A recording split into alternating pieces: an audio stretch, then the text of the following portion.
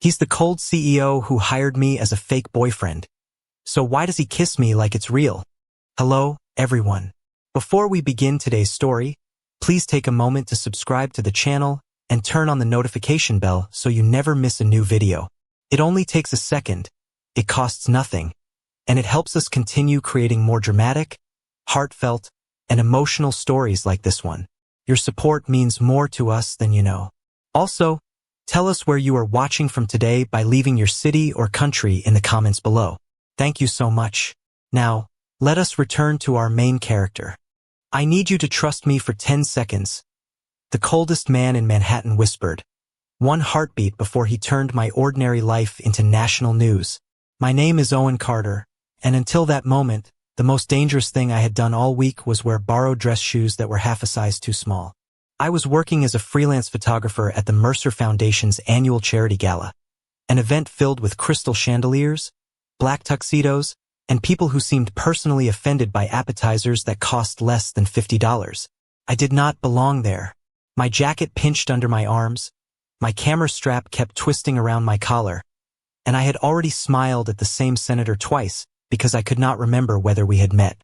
Still, the job mattered. Harbor House, the neighborhood community center where I volunteered, was behind on its electric bill. If I finished the assignment, I could cover most of it. That was the plan.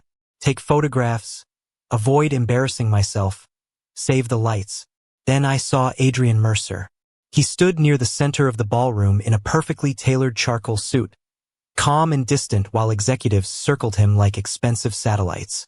Adrian was the CEO of Mercer Urban Group, famous for rebuilding half the city and smiling in approximately none of his photographs.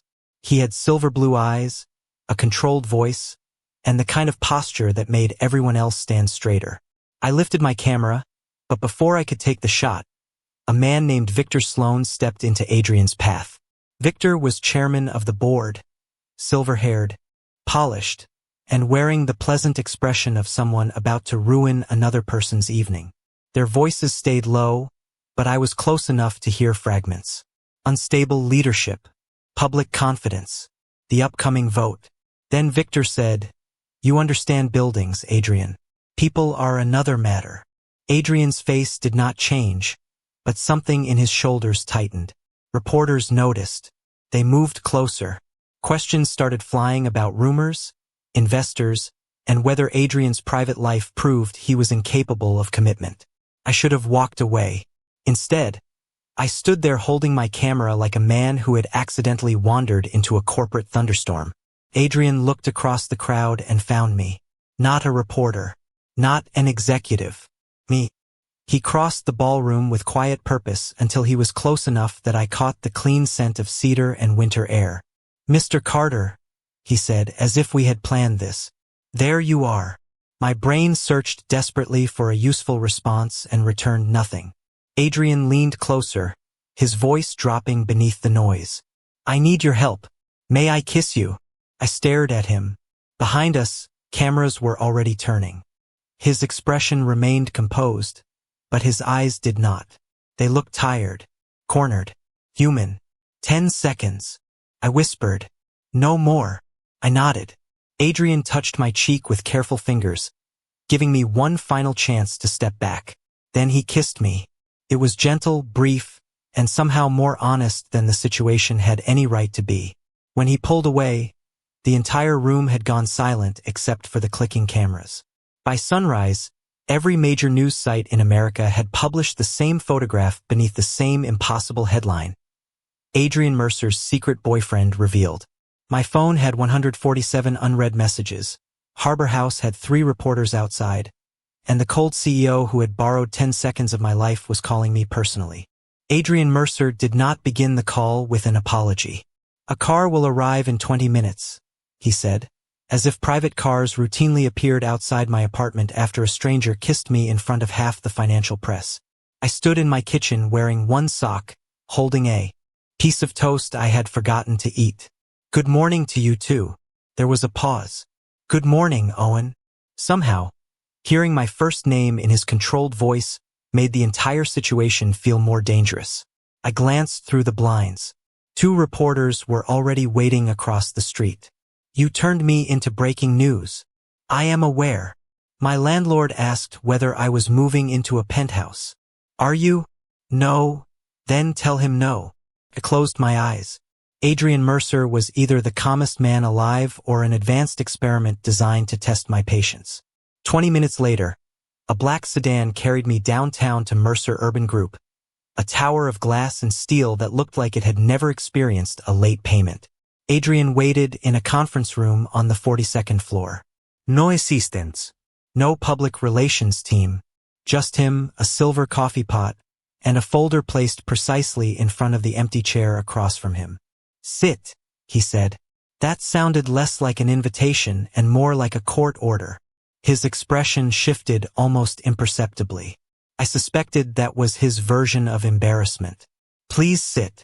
I did, but only because my borrowed shoes were still punishing me. Adrian folded his hands. The photographs changed the public conversation. The board believes I have been hiding a serious relationship. For the next 8 weeks, that assumption would be useful. I stared at him.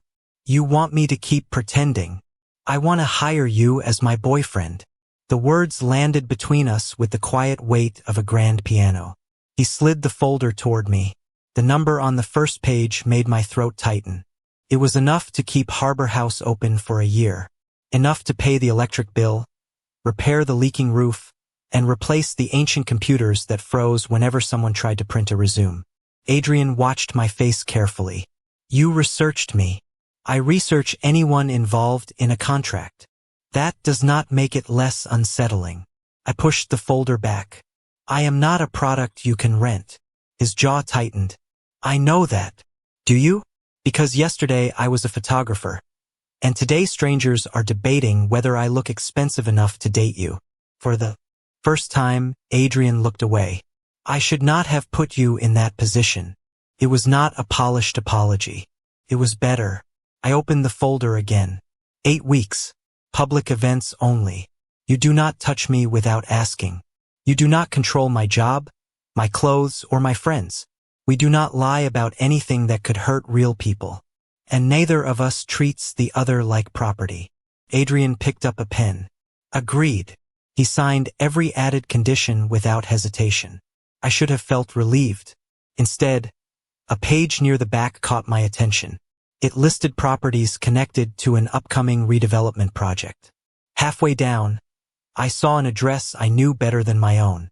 Harbor House, scheduled for acquisition, scheduled for demolition. And beneath the approval line was Adrian Mercer's signature. For 3 full seconds, I forgot how breathing worked. You signed this, I said, tapping the page with Harbor House printed across it. Adrian looked down, and the calm in his face shifted into something sharper. That project has not been finalized. That is not an answer. It is the only honest answer I have right now. I wanted to walk out. I should have walked out. Instead, Adrian closed the folder and said, Give me 48 hours to review every document connected to the property. If Harbor House is at risk, I will tell you directly. And if your company plans to tear it down, his eyes held mine, then you will hear it from me before you hear it from anyone else. It was not a promise to save the building. Somehow, that made me trust him more than a polished lie would have. 2 days later, our fake relationship began with a breakfast interview on live television. A stylist placed me in a navy jacket that actually fit, which felt suspiciously close to magic. Adrian arrived exactly 7 minutes early carrying 2 coffees. He handed me one without asking. Oat milk, 1 sugar, no cinnamon. I stared at the cup. How do you know my order? You bought the same thing 3 times at the gala. That is either thoughtful or deeply alarming. I have been told I am efficient. The interview started smoothly until the host leaned forward with the smile of someone about to create a problem. Adrian, what first attracted you to Owen? The approved answer was written on a card near the camera. His honesty. Simple. Safe. Forgettable. Adrian did not look at the card. He looked at me. He notices people everyone else overlooks, he said. He remembers the names of servers. He thanks drivers. He asks whether someone is all right and waits long enough to hear the real answer. My chest tightened. None of that was in the media file. And what do you love most about him? The host asked. The room became very still. Adrian rested one hand on the back of my chair, close enough to feel protective without touching me. He makes me want to be a better man when nobody is watching. I turned toward him before I could stop myself. For once, the coldest person in the room looked uncertain. After the interview, I followed him into a quiet hallway. Why did you say that? Adrian adjusted his cuff, but his fingers were not completely steady. Because it was true. We have known each other for less than a week. That does not make it untrue. Before I could answer, his assistant hurried toward us with a tablet and a worried expression. Reporters had discovered that I volunteered at Harbor House. They were already asking whether Adrian planned to protect it. I waited for him to retreat behind corporate language. Instead, he faced the cameras outside and said, "No final decision will be made until I visit the center, meet the people who depend on it, and understand what my signature would actually cost them." Then he glanced at me, not for approval, but as if my opinion mattered. That evening, after the last photograph and the last rehearsed smile, Adrian opened the car door for me himself. "Was today acceptable?" he asked. "You remembered my coffee," defended Harbor House, "and nearly caused me to forget this is fake." His gaze softened. "Perhaps that is because some parts are not." 3 days later, Adrian visited Harbor House, and the weather decided subtlety was unnecessary. Rain hammered the windows while children painted cardboard castles in the activity room, and volunteers placed buckets beneath 2 familiar leaks. Adrian arrived. Without reporters, carrying no speech and wearing a dark coat that probably cost more than our entire computer lab. He spent nearly 2 hours listening. Not performing. Listening. He spoke with parents, tutors, and Mrs. Alvarez, who had run the food pantry for 16 years and could make powerful executives feel like nervous schoolboys. When she asked whether he intended to destroy the building, Adrian answered, "I am still reviewing the project, but I understand now that this address is not merely property." It was careful, not comforting, but it was honest. By evening, the storm had flooded several downtown streets. Adrian's driver called to say the main highway was closed, leaving us stranded 40 miles outside Manhattan after a scheduled donor dinner at the Mercer family house. The place was less a house and more a polite argument against property taxes, with 12 bedrooms, 3 fireplaces, and a kitchen large enough to host a cooking show. The staff had gone home before the roads worsened, so Adrian and I were alone. "This feels like the beginning of a mystery novel," I said, opening the refrigerator. "You own mustard made in France." It was a gift. Of course it was. We ate grilled cheese sandwiches at the kitchen island because neither of us knew how to prepare anything more impressive. Without assistants and cameras, Adrian seemed different. His tie was gone, his sleeves were rolled to his forearms, and he laughed when I burned the first sandwich. It was a quiet laugh, almost surprised, as though his body had produced it without permission. Then his phone rang. Victor Sloan. Adrian stepped into the hallway, but the old house carried every word. Victor accused him of becoming weak, warned him that the board vote was slipping away, and mentioned private letters that could appear in the press. When Adrian returned, his face was pale. He placed both hands on the counter and stared at nothing. His breathing turned shallow. "Adrian." He did not answer. I moved closer but stopped before touching him. "May I stand beside you?" He nodded once. I guided him toward a chair and sat across from him. "Look at me. Breathe in slowly. For seconds. Hold. Now. Breathe out." We repeated it until his shoulders lowered. Rain filled the silence between us. Finally, he said, "My former partner sold my private messages and therapy records to a reporter. Victor knows that. He knows what it did to me." The words were flat, but his hands trembled. "So you stopped giving people anything they could use." I stopped giving them anything at all. I wanted to make a joke. Instead, I said, "Being careful does not make you cold. It means someone taught you that trust was dangerous." He looked at me then, completely unguarded. "Why are you still here?" Because struggling people should not be abandoned simply because they do not know how to ask for help. Adrian rose slowly and stopped inches away. May I kiss you? There were no cameras, no contract terms, no reason to pretend. Yes, I whispered. His hand rested gently against my cheek, and when he kissed me, I understood the truth before either of us said it. The dangerous part was no longer the lie. The dangerous part was how real it had become. Morning made everything harder. In darkness, Adrian had been a frightened man in a quiet kitchen. In daylight, he was Adrian Mercer again, dressed in a crisp white shirt, answering 3 calls before breakfast and sealing every emotion behind that calm expression. I told myself the kiss had not changed anything. Then he handed me coffee exactly the way I liked it, and my heart behaved like it had never received professional guidance. The roads reopened by noon. On the drive back to Manhattan, Adrian said he would review the Harbor House documents personally. I wanted to believe him. That was my first mistake. My second was visiting Mercer Urban Group 2 days later without warning. Adrian had asked me to meet him for a charity planning session, but he was delayed in a board meeting. His assistant invited me to wait in his office. I tried not to touch anything. The room looked like a museum dedicated to expensive restraint.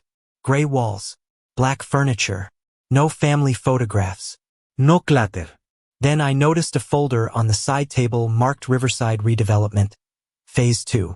Harbor House stood inside that district. I should have left it alone. I did not. The first pages were maps and cost estimates. The next showed projected revenue. Then I found the approval summary. Demolition scheduled in 60 days. Community relocation budget reduced. Final executive authorization. Adrian Mercer. Signed 6 weeks earlier. The kiss, the coffee, the careful questions, all of it collapsed beneath one line of ink. Adrian entered while I was still holding the page. He stopped in the doorway. Owen, you knew. I knew the district was under review. Your signature is on the demolition order. He crossed the room slowly. I signed a preliminary authorization before I understood what Harbor House was. That does not make this better. I am trying to stop it. After you hired me? My voice sounded unfamiliar, too quiet and too tired. Did you think the money would keep me cooperative? Was saving Harbor House supposed to be part of the boyfriend package? His face tightened. No. Then explain why you never told me. Because I did not have a solution yet. You did not need a solution. You needed honesty. Adrian looked at the paper, then back at me. I was wrong. Not knowing who loses their home does not make you innocent. It means you were too far away to see them. The words hurt him. I saw it. I hated that I saw it. I hated even more that part of me wanted to comfort him. I placed the contract on his desk. This is over. Owen, wait. I cannot pretend to love you while wondering whether every kind thing you did was strategy. His voice dropped. The kiss was not strategy. I closed my eyes for 1 second. That is what makes this worse. I returned the unused payment that afternoon and went straight to Harbor House. By evening, news vans filled the block. Someone had leaked the full boyfriend contract to every major network. My name was everywhere. So was the amount Adrian had offered me. Reporters called me a fraud, a paid companion, and a social climber. Donors began canceling support. Then my phone rang. Adrian's name appeared on the screen. I almost answered. Before I could, a breaking alert appeared beneath it. Mercer Urban Group had announced an emergency press conference for the next morning, and sources claimed Adrian could save his position by blaming the entire deception on me. By 8 the next morning, Harbor House looked less like a community center and more like the entrance to a courthouse. Reporters crowded the sidewalk, cameras pointed at every volunteer who stepped outside, and someone had taped a handwritten sign to the front door that read, "Real people live here. Please remember that." I stood behind the reception desk pretending to organize donation forms while every television in the building showed the same image of Adrian entering Mercer Urban Group headquarters. He wore a dark suit and the expression he used when the world expected him to feel nothing. Mrs. Alvarez placed a cup of coffee beside me. You do not have to watch. Yes, I do. The press conference began at 9. Adrian stood behind a plain podium with Victor Sloan and 3 board members seated behind him. A public relations advisor handed Adrian a prepared statement. Even through the screen, I could see the title printed across the first page. Unauthorized personal arrangement. The message was obvious. Adrian had been misled. I had approached him. He had made a temporary error in judgment. One signature, one speech, and the company could turn me into the entire problem. Victor leaned toward the microphone first. Mr. Mercer will clarify that certain individuals exploited a private misunderstanding for financial benefit. My stomach tightened. Around me, Harbor House became silent. Adrian looked down at the statement. Seconds passed. Too many seconds. Then he folded the pages in half and set them aside. Victor's smile disappeared. The contract was my idea, Adrian said. His voice was steady, but I recognized the slight pause before his next breath. Owen Carter did not approach me. He did not manipulate me, and he did not exploit my position. I placed him in an impossible situation because I believed my reputation was more important than his right to privacy. Questions erupted, but Adrian continued. I offered him money. He established boundaries. He insisted on honesty. When he discovered that my company had approved a project threatening Harbor House, he ended the arrangement and returned the unused payment. Victor reached for Adrian's arm, then stopped when the cameras shifted toward him. Adrian did not look back.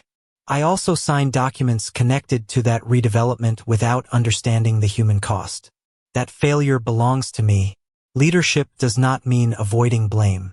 It means accepting responsibility before asking anyone else to trust you again. A reporter called out, "Are you saying your relationship with Mr. Carter was entirely false?" Adrian's eyes lifted toward the cameras. For one impossible second, it felt as though he was looking directly at me. The agreement was false, he said. My feelings were not. The room around me vanished. No reporters. No coffee. No whispering volunteers. Just Adrian's face on the screen and the truth I had wanted at the worst possible time. Victor announced that the board had suspended Adrian pending an emergency vote. Mercer Urban Group shares fell before the conference ended. Adrian stepped away from the podium without defending his job. My phone rang again. This time I answered.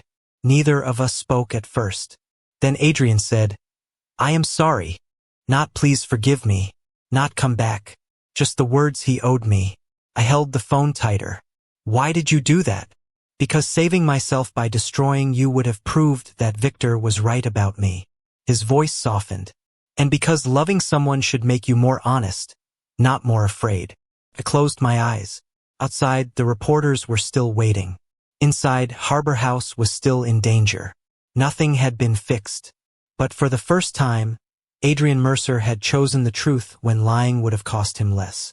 Adrian came to Harbor House 2 days after the press conference wearing no tie, carrying no cameras, and looking like a man who had slept approximately 12 minutes. The reporters had moved on to the next public disaster, but the damage remained. 3 donors had withdrawn. 2 families had called to ask whether the center was closing. Mrs. Alvarez had started labeling storage boxes, which was how I knew she was frightened. Adrian stopped just inside the entrance. "I am not here to ask you for anything," he said. "Good," I replied, because my heart had already begun behaving in a way I considered deeply unprofessional. He spent the entire afternoon listening. He sat in a folding chair while parents explained how Harbor House provided after-school care, job training, meals, and the only affordable senior program within several miles. He spoke with volunteers who had repaired the same leaking roof every spring because replacing it cost more than hope and duct tape could cover. He took notes by hand. No assistant. No polished answers. When someone asked why he had ignored them before, he said, "Because I believed reports could tell me what people needed." I was wrong. That answer did not erase anything, but it made the room quieter. After the last family left, Adrian found me stacking chairs. "The company will not release the property," he said. "Victor has enough votes to continue the project." I set down a chair harder than necessary. Then what was today? The beginning of understanding what I am responsible for. He placed a folder on the table. Inside was a private purchase agreement.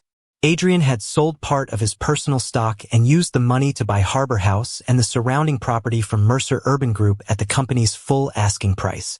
The deed would be transferred to an independent community trust. Adrian would have no ownership, no naming rights, and no authority over how the center operated. I read the pages twice. You gave away control. Control was the problem. People are going to say you did this to get me back. Then they will be wrong. His voice remained calm, but his eyes did not hide from mine. I hope you forgive me someday. I do not expect forgiveness to be payment for doing what I should have done. That was the moment I nearly crossed the room. Nearly. Instead, I closed the folder and said, I believe you are changing. Adrian nodded slowly. But loving someone does not mean pretending the hurt disappeared because they finally did the right thing.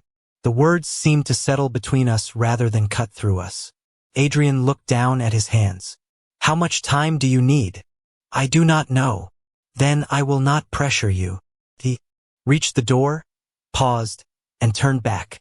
For what it is worth, Owen, I did not save this place for you. My chest tightened. I know. You taught me to see it. That is different. After he left, Mrs. Alvarez appeared from the hallway holding 2 cups of coffee. She handed me one and watched Adrian disappear down the block alone. He loves you, she said. That does not solve everything. No, she replied. But neither does pretending you do not love him. The next morning, Harbor House received confirmation that the trust transfer was complete. No press release followed. No photograph appeared online. Adrian had repaired what he could without demanding anyone watch. For the first time since I met him, he did something good that offered him nothing in return. The final board vote happened on a Thursday morning, and by 9 o'clock every business channel in New York was treating it like a championship game for people who owned too many suits.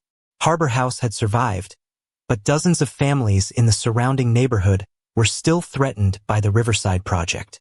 Adrian could have protected his position by supporting the revised development plan.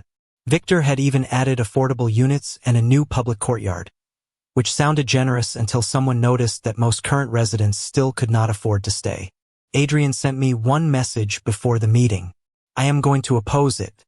I read those 6 words until my coffee went cold. Mrs. Alvarez found me staring at my phone in the community kitchen. Go, she said. He did not ask me to. That is why you should. I arrived at Mercer Urban Group 40 minutes later, delayed by traffic, a stalled subway train, and a security guard who suddenly became very interested in visitor identification policies.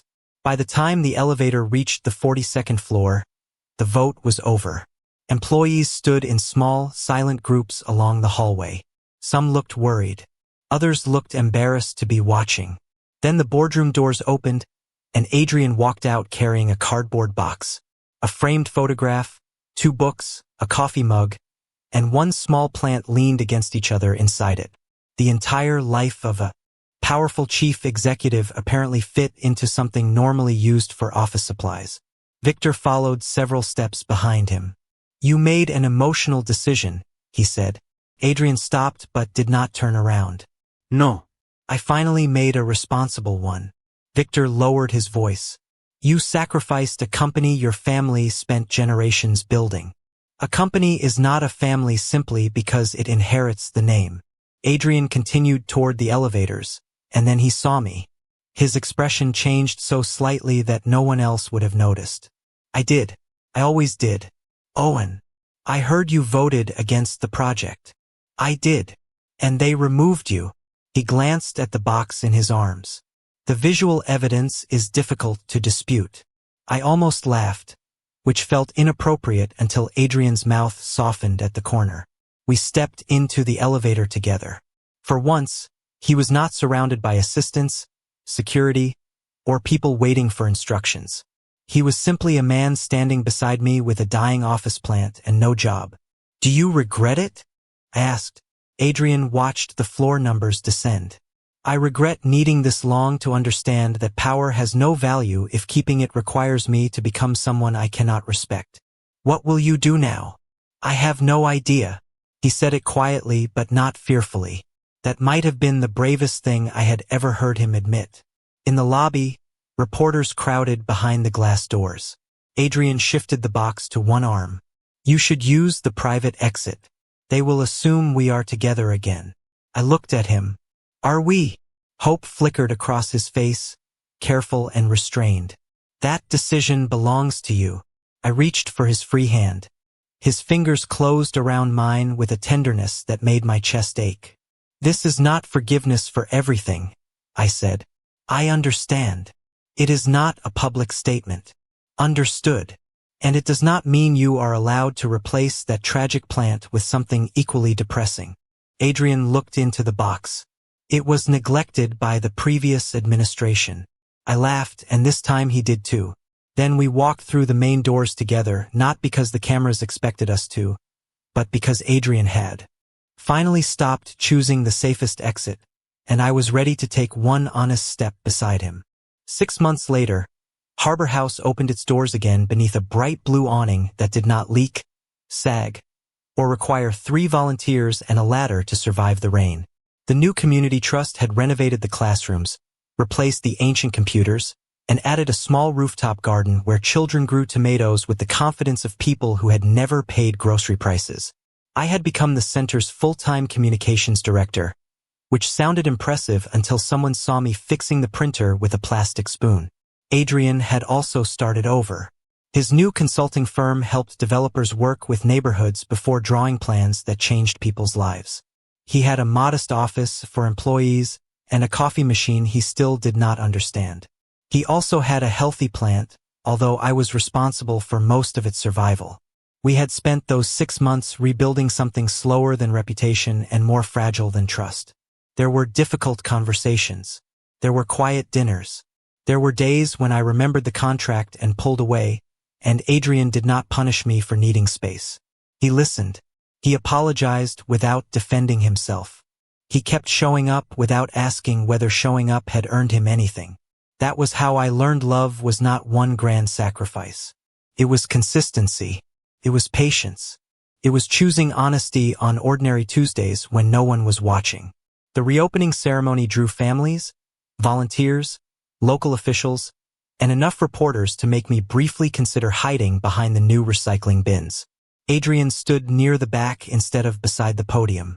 He had refused every request to place his name on the building. Mrs. Alvarez called that suspiciously decent behavior, which was the closest she came to giving anyone a compliment. After my speech, a reporter raised her hand and asked, "Are you and Adrian Mercer together again? Or is this another attempt to repair his public image?" The courtyard went silent. I looked at Adrian. He did not step forward. He did not answer for me. He simply waited. "We do not make decisions for appearances anymore," I said. "That includes deciding what parts of our relationship belong to strangers." Mrs. Alvarez began applauding before anyone else could ask another question. By sunset, the crowd was gone. Paper cups covered the tables, balloons drifted against the fence, and someone had left half a sheet cake in the kitchen. I found Adrian in the rooftop garden, standing beside a row of tomato plants while the city lights appeared around us. "You were good today," he said. "I only nearly insulted one reporter." Personal growth. I moved beside him, close enough for our shoulders to touch. For a moment, neither of us spoke. We did not need to fill every silence anymore. Adrian turned toward me. "May I kiss you?" It was the same question he had asked in a ballroom months earlier, but everything around it had changed. No cameras. No contract. No desperate plan. Only a man giving me the freedom to choose. I smiled. "This time, you do not have to pretend." His hand rested gently against my cheek, and the kiss was soft, certain, and entirely ours. Nothing dramatic happened afterward. No headlines appeared. No board changed its vote. No company was saved. Somewhere below us, Mrs. Alvarez shouted that we were responsible for cleaning the kitchen. Adrian laughed against my forehead, and I realized ordinary happiness was better than any perfect ending I had imagined. He had lost the title that once defined him. I had stopped measuring my worth by how useful I could be. Together, we had learned that love could not erase consequences, but it could give people the courage to face them, repair what they had broken, and choose differently the next time. Adrian took my hand as we walked downstairs. He was no longer pretending to be the man I needed. He had become someone capable of loving me honestly, and I had finally become someone brave enough to believe I deserved it.